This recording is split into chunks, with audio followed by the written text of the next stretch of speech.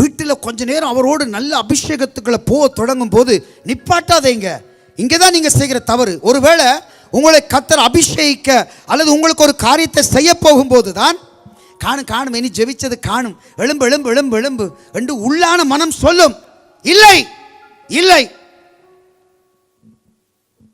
2 மணி நேரம் யாராவது முழங்கால இருந்திருக்கீங்களா? 2 மணி நேரம். நான் எத்தனையோ வருஷம் இருந்திருக்கிறேன். 2 மணி நேரம் நிப்பாட்டாமல் இருந்திருக்கிறேன். அப்போ என்ன நடக்கும் தெரியுமா? இடுப்பு இங்கே உடையும், இங்கே கடக்கும், நொடக்கண்டெல்லாம் கேட்கும். ஒரு அரை மணி நேரம் இருந்த உடனே இடுப்புக்குள்ள கணக்க வேலையில் சத்தம் கேட்கும். ஆனால் நான் இருக்கலை, என்னை இருக்க வச்சாங்க. அந்த சபையில் இருக்க வச்சாங்க. 500 பேர் முழங்கால இருப்பாங்க, 500 பேர். அப்போ நான் மட்டும் கீழே இருந்தால் என்ன நடக்கும்? வெக்கம்.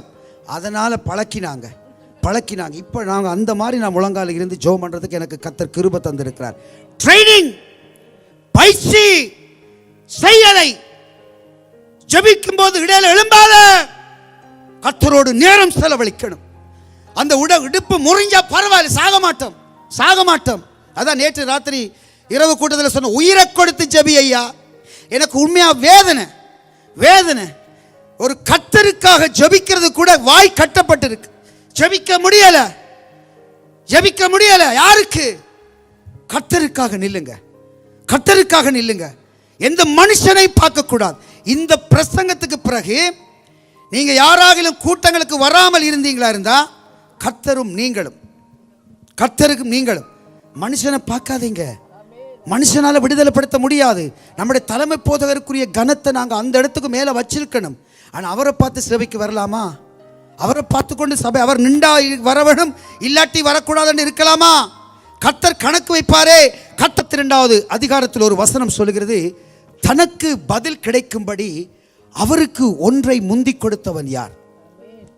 உங்களுக்கு ஒரு காரியம் நடக்கணுமா இருந்தா நீங்க டைமை ஸ்பெண்ட் பண்ணணும், அவருக்கு நேரம் கொடுக்கணும், நீங்க கொஞ்சம் தியாகம் பண்ணணும், சரீரத்தை பிக்க கொடுக்கணும்.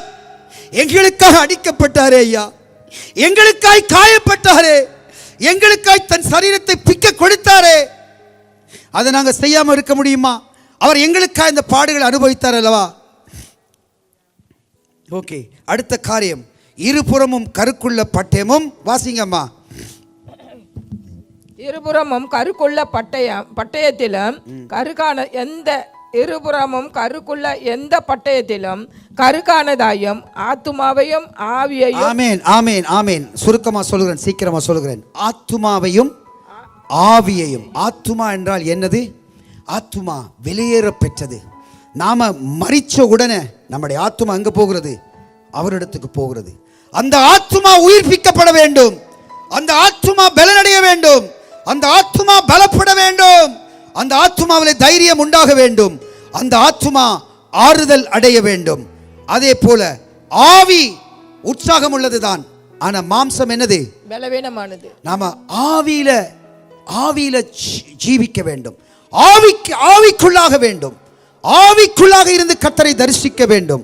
அதை நீங்க ரோமர் புஸ்தகம் 8வது அதிகாரத்தில் நீங்கள்